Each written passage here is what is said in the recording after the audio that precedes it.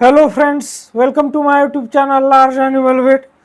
आज हम जिस टॉपिक पर बात करने जा रहे हैं वो टॉपिक है पोस्टपार्टम ब्लीडिंग। तो पोस्टपार्टम ब्लीडिंग क्या होता है और उसको हम कैसे रोक सकते हैं, इसके बारे में आज हम विस्तार से चर्चा करेंगे।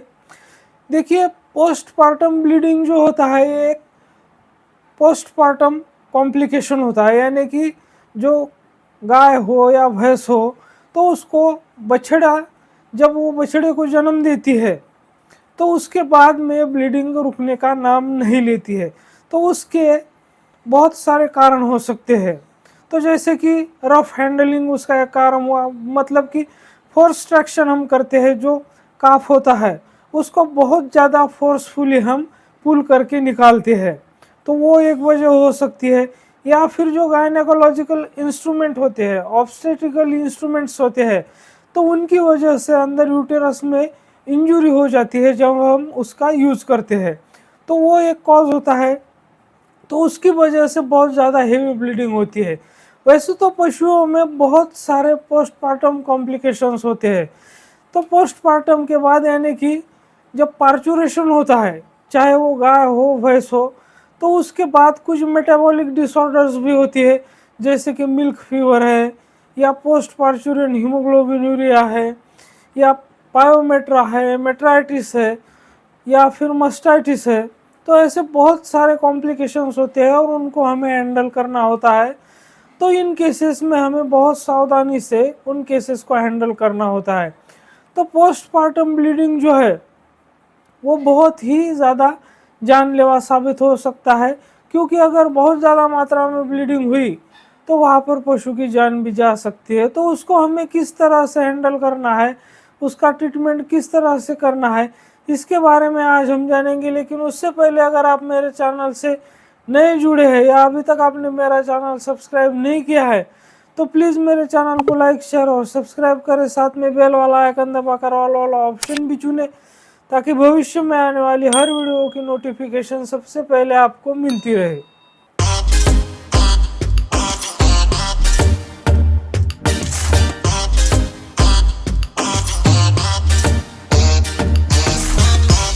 फील्ड कंडीशन में प्रैक्टिस करते हुए हमें बहुत सारे तरह तरह के अलग अलग केसेस हमें देखने को मिलते हैं, और ख़ास करके जब गाय या भैंस हो उसका पार्चुरेशन होता है तो पोस्ट पार्चुरेशन डिसीजेज जो होते हैं, यानी कि पार्चुरेशन के बाद, यानी कि गाय या भैंस या बकरी जो भी पशु है, तो उसने बच्चा देने के बाद, तो खास करके जो बड़े पशु होते हैं, गाय भैंस होते हैं, तो उनमें हमें पोस्ट पार्चुरेंट कॉम्प्लिकेशन बहुत सारे देखने को मिलते हैं। तो उनमें से जैसे मस्टाइटिस है, मेट्राइटिस है, पायोमेट्रा है, उसके बाद पोस्ट पार्चुरेंट हीमोग्लोबिनूरिया है। तो ऐसे बहुत सारे केसेस पार्चुरेशन के बाद हमें देखने को मिलते हैं। ये पार्चुरेशन के बाद के कॉम्प्लिकेशंस होते हैं। तो पार्चुरेशन के बाद जो पशु मालिक होते हैं तो उनको पशुओं का खास ख्याल रखना पड़ता है।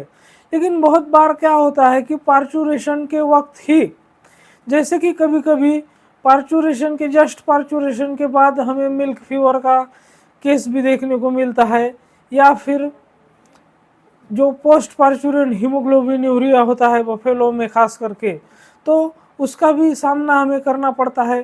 तो वो प्रेगनेंसी के टाइम भी हो सकता है, लेट प्रेगनेंसी में, या जस्ट पार्चुरेशन के बाद भी हो सकता है। ठीक उसी तरह मिल्क फीवर का भी होता है। और पार्चुरेशन के बाद जैसे कि पायोमेट्रा, मेट्राइटिस है, तो ये हमें केसेस देखने को मिलते हैं। तो पार्चुरेशन के वक्त ऐसे ही जो पोस्ट पार्चुरेंट ब्लीडिंग होती है, यानी कि जस्ट पार्चुरेशन के बाद क्या होता है कि जैसे ही गाय ने या भैंस ने बच्चा दिया है तो ब्लीडिंग शुरू हो जाता है, और वो ब्लीडिंग रुकने का नाम ही नहीं लेता है। तो उसी को हम पोस्ट पार्चुरेंट ब्लीडिंग कहते हैं।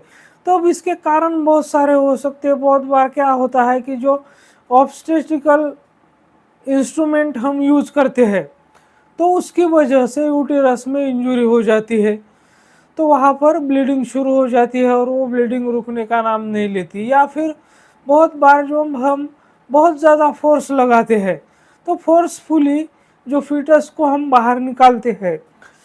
जब डिस्टोकिया होता है और फीटस को निकालने के लिए हम बहुत ज़्यादा जोर लगाते हैं, बहुत ज़्यादा फोर्सफुली उसको बाहर खींच कर निकालते हैं, तो वैसी कंडीशन में यूटेरस टीयर होने का, रप्चर होने का बहुत ज़्यादा खतरा होता है और ऐसे केसेस में भी वहाँ पर बहुत ज़्यादा ब्लीडिंग होती है। तो जब अचानक से ब्लीडिंग शुरू हो जाती है तो उस वक्त हमें क्या करना चाहिए, ऐसे सिचुएशन में हमें क्या करना चाहिए? तो ब्लीडिंग कंट्रोल करना बहुत ज़्यादा ज़रूरी होता है। अगर ब्लड लॉस बहुत ज़्यादा हुआ तो वहाँ पर पशु की तुरंत मौत भी हो सकती है। तो इसलिए हमें ऐसे केसेस में जहाँ पर ब्लीडिंग नहीं रुक रही है तो वहाँ पर हम कौन से इंजेक्शंस का उपयोग करें? तो जैसे कि हमें मार्केट में एडक्रोम इंजेक्शन अवेलेबल है, तो हम वहाँ पर एडक्रोम का इंजेक्शन भी यूज़ कर सकते हैं। उसको बड़े पशुओं में 10 ml इंट्रामस्कुलर हम लगा सकते हैं। या फिर जैसे कि जो मिथाइल एर्गोमेट्रिन के इंजेक्शंस भी हमें मार्केट में अवेलेबल है, तो उसका भी हम वहाँ पर IM IV रूट से यूज कर सकते हैं। इसके अलावा हमें साथ में कैल्शियम बोरोग्लूकोनेट जो आता है उसका भी यूज़ करना होगा। लगभग हमें बड़े पशुओं में 200 ml कैल्शियम बोरोग्लूकोनेट जो होता है वो इंट्रावेनस देना होगा। और इसके अलावा जो आइस क्यूब्स होते हैं, तो आइस क्यूब्स का भी हम वहाँ पर इस्तेमाल कर सकते हैं ताकि वहाँ पर वैसोकॉन्स्ट्रिक्शन हो और ब्लीडिंग कम हो। इसके अलावा हम जो कॉटन पैक्स होते हैं तो उसको भी हम बर्थ कैनाल में डाल सकते हैं, उसका भी इस्तेमाल कर सकते हैं। तो उससे क्या होगा कि जो ब्लीडिंग है वो बहुत ज़्यादा जल्दी हमें कंट्रोल करने में मदद होगी। तो इस तरह से हम कैल्शियम बोरोग्लूकोनेट या मिथाइल एर्गोमेट्रिन या एडक्रोम्स जैसे इंजेक्शन जो है उनका यूज़ कर सकते हैं।